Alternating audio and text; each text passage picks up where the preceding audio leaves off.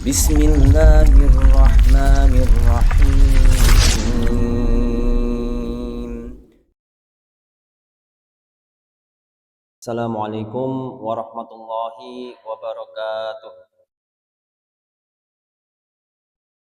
Innal hamdalillah nahmaduhu wa nasta'inuhu wa nastaghfiruh wa na'udzu billahi min syururi anfusina wa min sayyiati a'malina. May yahdihillahu fala mudhillalah wa may yudlilhu fala hadiyalah. Asyhadu an la ilaha illallah wahdahu la syarikalah wa asyhadu anna Muhammadan abduhu wa rasuluh. Allahumma salli ala Muhammad wa ala ali Muhammad kama shallaita ala Ibrahim wa ala ali Ibrahim innaka Hamidum Majid. Allahumma barik ala Muhammad wa ala ali Muhammad kama barakta ala Ibrahim wa ala ali Ibrahim innaka Hamidum Majid. Bapak Ibu jamaah Masjid Sulaiman Arif Abdillah rahimakumullah, pada Jumat pagi hari ini ba'da subuh Allah pertemukan kembali kita dalam keadaan sehat walafiat, dalam keadaan Allah mudahkan, Allah lapangkan, Allah bukakan jalan atas kita untuk senantiasa melaksanakan ketaatan-ketaatan kepada Allah Subhanahu wa taala, yaitu sholat subuh secara berjamaah. Insyaallah semoga istiqomah hingga kita bertemu dengan wajah Allah. Jamaah rahimakumullah, pada kesempatan ini kita melanjutkan pembelajaran bersama kita berkenaan dengan kitab Riyadhus Shalihin. Alhamdulillah kita memasuki bab baru, yaitu menerangkan banyaknya jalan kebaikan. Memang jalan kebaikan yang bisa kita titi, yang bisa kita ambil, itu sebenarnya Allah sudah memberikan pilihan yang sangat banyak. Jadi kebaikan itu tidak hanya satu, mulai dari yang paling kecil yaitu menyingkirkan gangguan atau menyingkirkan kerikil yang ada di jalan agar orang tidak terganggu dengan itu juga merupakan suatu kebaikan. Meskipun hal itu sering kita remehkan. Jadi sesuatu yang kecil, sesuatu yang kerikil niku nggak bisa jadi nggak membahayakan. Tapi apabila kita kok kerentek untuk menyingkirkan itu dari jalan, misalnya kerikil itu jalan itu juga merupakan kebaikan di sisi Allah Subhanahu wa taala. Karena meskipun kecil bisa jadi orang bahasanya buatan grenjel lah, bisa mulus katanya. Itu juga merupakan suatu kebaikan, dan masih banyak lagi kebaikan-kebaikan yang lain. Termasuk juga ibadah-ibadah mahdoh seperti sholat, puasa, zakat, haji, dan lain sebagainya. Jamaah rahimakumullah, di dalam surah Al-Baqarah ayat 215 Allah Subhanahu wa taala berfirman, A'udzubillahi minasyaitonirrajim. Bismillahirrahmanirrahim. Wa ma taf'alu min khairin fa innallaha bihi alim. Dan apa saja kebaikan yang kamu perbuat, maka sesungguhnya Allah Maha mengetahui. Jadi kebaikan nopo mawon dari yang kecil sampai besar, niku mboten usah khawatir.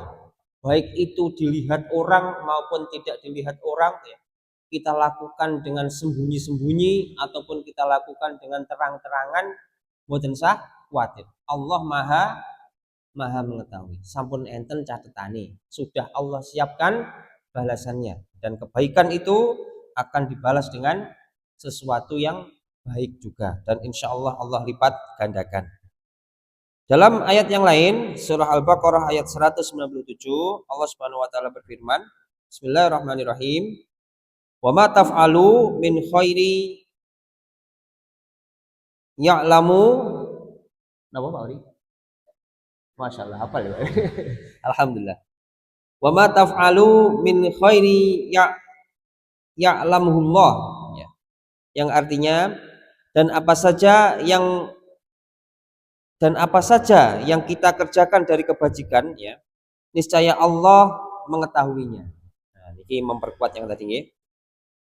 Dan dalam surah yang lain, surah Az-Zalzalah ayat ke-7, Allah Subhanahu wa taala berfirman, Bismillahirrahmanirrahim. Wa may ya'mal mithqala dzarratin khairan yarah.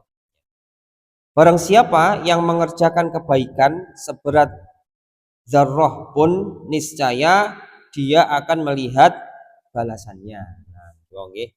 Jadi kebaikan apapun napa niku seberat zarrah niku duka napa, tapi intinya kecil sekali, ngoten nggih. Kecil sekali, remeh-temeh, ngoten nggih.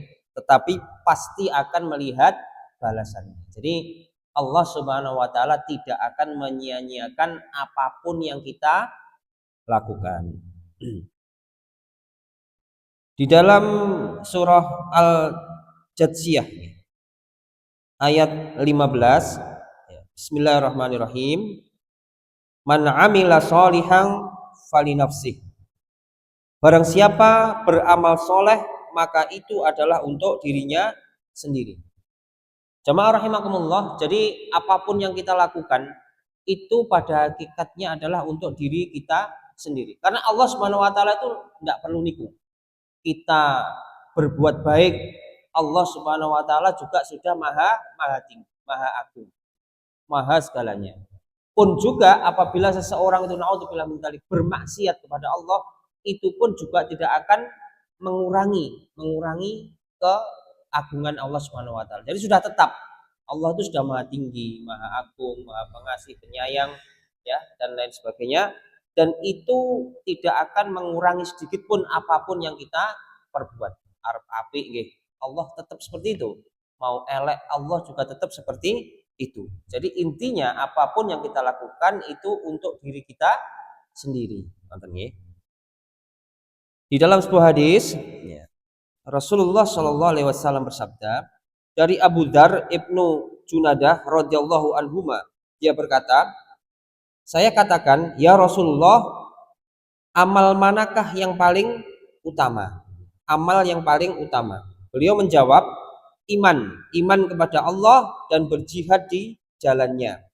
Saya bertanya, budak manakah yang paling utama untuk dimerdekakan? Beliau menjawab, yang paling berharga menurut pemiliknya dan yang paling mahal harganya. Saya katakan, jika saya tidak melakukan, ya, maksudnya tidak mampu memerdekakan budak atau tidak duwe budak, beliau bersabda, engkau membantu seorang pekerja, ya, atau membuatkan untuk orang yang tidak dapat bekerja, ya. Niki nggih napa niku orang yang bekerja, nggih pekerjaan pemawon, kemudian kita bantu meringankan pekerjaannya, nggih. Atau membuat orang yang tidak dapat, maksudnya niki napa nggih, memberi pekerjaan atau menanggung, ngoten nggih. Jadi orang yang tidak bisa bekerja karena sesuatu hal, ya, terhalang sesuatu hal, kita memberi pekerjaan atau kita menanggung hidupnya. Ini juga merupakan suatu amal yang paling utama. Beliau bersabda, ya, saya katakan, ngapunten, niki melanjutkan yang tadi, saya katakan, wahai Rasulullah, beritahukan saya jika saya tidak mampu dari sebagian amal tadi. Tidak mampu kabeh. Beliau menjawab, kamu menahan kejahatanmu dari orang lain. Hal itu adalah sedekah darimu untuk dirimu. Hadis riwayat Bukhari Muslim. Jadi ini juga sesuatu yang terkadang tidak kita sadari atau tidak kita sambil lalu bahasanya ngoten nggih. Apabila kita memiliki suatu niat jahat, suatu niat yang tidak baik kepada orang lain, kemudian kita menahan, wis ndak jadi saya lakukan, mesakne apa dan lain sebagainya. Ini juga bernilai sedekah, ngoten nggih. Jadi sampun diremehkan. Jadi kita berniat jahat kepada orang lain, kemudian kita tidak jadi, kita menahan untuk melakukannya, maka ini juga bernilai sedekah. Artinya apa? Berpahala. Jadi enten pahalane. Berikutnya dari Abu Dzar radhiyallahu anhuma bahwasanya Rasulullah Shallallahu alaihi wasallam bersabda, tiap pagi ya, tiap pagi ada kewajiban bersedekah untuk tiap-tiap persendian. Nah, jadi niki setiap sendi-sendi kita walau lam bisawab sendi kita itu wonten pinten? Enten sing pirsa. Niki tekuk-tekukan niki nggih. Nah, tekuk-tekukan niki kuwata sangat jumlahe. Niki setiap pagi wajib disedekahi. Niki dawuh Rasulullah nggih. Maka kami lanjutkan, maka tiap ucapan tasbih ya, tasbih subhanallah adalah sedekah. Tiap ucapan tahmid adalah sedekah. Tiap ucapan tahlil adalah sedekah. Tiap ucapan takbir adalah sedekah. Jadi kita bernama niku subhanallah 33 kali, terus alhamdulillah, terus apa niku Allahu Akbar, la ilaha illallah. Niku zikir-zikir yang kita lakukan itu merupakan sedekah, sedekah. Dan ruas-ruas tubuh kita ini memang wajib disedekahi bendino setiap pagi nggih. Setiap pagi tangi turu esuk. Nah niki lek sing tangi turune bengi dukun. Tangi turu pagi nggih, bangun tidur, maka setiap ruas dari tubuh kita itu wajib disedekahi. Termasuk juga bacaan tahlil, tahmid, takbir ini merupakan sedekah. Amar ma'ruf ya, amar ma'ruf adalah sedekah. Dan amar ma'ruf niku menyeru kepada kebaikan, mengajak kepada kebaikan itu juga merupakan sedekah. Dan melarang dari yang mungkar adalah sedekah. Melarang dari yang mungkar, mencegah kejahatan, mencegah keburukan yang kita jumpai itu juga merupakan sedekah. Dan mencukupi dari semua itu 2 rakaat yang kamu lakukan pada waktu duha. Hadis riwayat Muslim. Jadi kalau misalnya kok kita belum mampu untuk melakukan sedekah-sedekah yang tadi itu, maka 2 rakaat waktu duha atau sholat duha nih, 2 rakaat niku mencukupi seluruh sedekah ya yang tadi kami sebutkan. Jadi dengan 2 rakaat itu seluruh persendian yang ada di dalam tubuh kita sudah tersedekahi. Mboten berat nggih. Ketoke mboten berat, tapi lek istiqomah niku nggih berat. Istiqomah niku terus menerus ngoten nggih. Namine tiyang nggih sosok nggih imannya nggih turun. Padahal nggih bahasane namung 2 rakaat. Tapi untuk istiqomah nih insyaallah lah kita Allah karunia kita keistiqomahan. Berikutnya dari Abu Dzar radhiyallahu anhu, Rasulullah shallallahu alaihi wasallam bersabda, diperlihatkan kepadaku amalan-amalan umatku yang baik dan yang buruk. Maka saya mendapati dalam deretan amal baik umatku gangguan yang dihilangkan dari tengah jalan. Jadi umat Rasulullah Shallallahu Alaihi Wasallam ya beliau mendapati bahwasanya umat beliau ini melakukan kebaikan ya, menyingkirkan gangguan dari tengah jalan. Ini wonten kerikil, wonten batu atau wonten mungkin sampah jatuh di jalan, kemudian kita singkirkan ya, itu juga bernilai kebaikan. Dan saya dapati dalam kelompok amalan buruk umatku ya, amalan buruk yaitu adalah ingus yang ada di masjid tidak dipendam. Jadi niki lek ingus umbel nggih, umbelen terus dikuipatne wonten teng masjid nggih, teng tuwembok napa teng anu lah niki itu merupakan amal buruk ya atau Allah catat sebagai keburukan ngoten nggih. Lek zaman Rasulullah kan lantainya mboten ngeten iki. Lantainya kan dari pasir nggih, teng Arab niku kan pasir. Jadi lek ingus ngoten nggih ditutupi pasir ngoten, diuruk bahasane diuruk. Lek ngenten iki kan mboten saged nggih. Lek napa niku buang ingus atau buang umbel atau meludah lah ngoten niku sampun sembarangan karena ternyata itu juga merupakan keburukan ketoke sepele, sekali lagi kita sepele nggih. Kula napa lek kadung napa niku nggih misale kok sakit flu ngoten nggih wis mueler terus ngoten nggih mboten tahan kan wis plak ngoten mawon.